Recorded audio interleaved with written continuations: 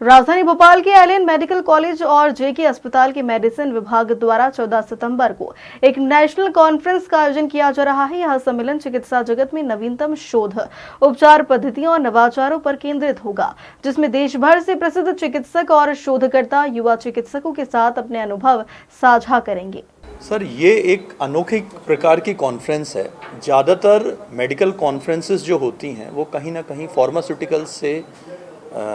Sponsored होती हैं, तो कहीं ना कहीं उनके एजेंडा में नई दवाइयों के नाम पे कई ऐसी वाली चीज़ें होती हैं जिनकी उपयोगिता बहुत कम परसेंटेज ऑफ पॉपुलेशन के लिए वैलिड होती है। अभी कोई नई दवा आ रही जो पेटेंटेड दवा है और उसकी कीमत 10,000 रुपये पर डे है, तो इसमें ख़ास बात ये हम लोग बता सकते हैं कि उसका उपयोग बहुत ही कम पॉपुलेशन में हो पाएगा, क्योंकि ऐसे बहुत कम लोग हैं जो उसका उपयोग कर सकते हैं। तो इस कॉन्फ्रेंस के साथ ख़ास बात ये है कि इसका जो विज़न है और इसकी जो उपयोगिता है वो इस चीज़ पर निर्भर करती है कि जो एग्जिस्टिंग टूल्स हैं, आज ऐसा नहीं है कि पुराने समय में डॉक्टर इलाज नहीं कर रहे थे और इलाज अच्छा नहीं हो रहा था, बल्कि मैं कहूँगा कि आज भले ही इतनी सारी मशीनें, नई दवाइयाँ आ गई, पर पहले ज़्यादा सेटिस्फेक्शन होता था, अभी सेटिस्फेक्शन लेवल कम है। तो कहीं ना कहीं जो एग्जिस्टिंग टूल्स हैं, एग्जिस्टिंग दवाइयाँ हैं, एग्जिस्टिंग तरीका था वो बुरा नहीं था। तो इस कॉन्फ्रेंस में हम लोगों ने संवाद पे विशेष रूप से,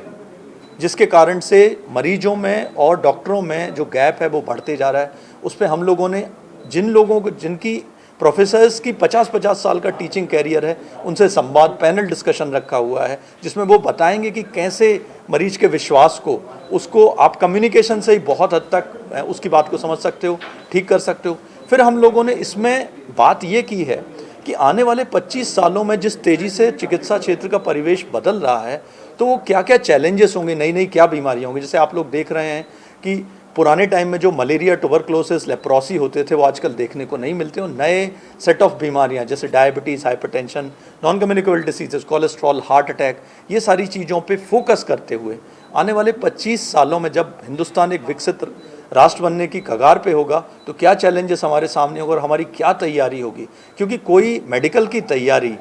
कोई मेडिकल क्षेत्र में बदलाव लाना 1 दिन, 2 दिन या 2 साल का काम नहीं है। इसके लिए हमें कम से कम 25 से 50 साल का विजन लेके आगे बढ़ना होता है, तब हम नई पीढ़ी को उसके प्रति आगाह कर पाएंगे। और उस तैयारी के लिए हम लोग विशेष रूप से इस कॉन्फ्रेंस का आयोजन किया गया।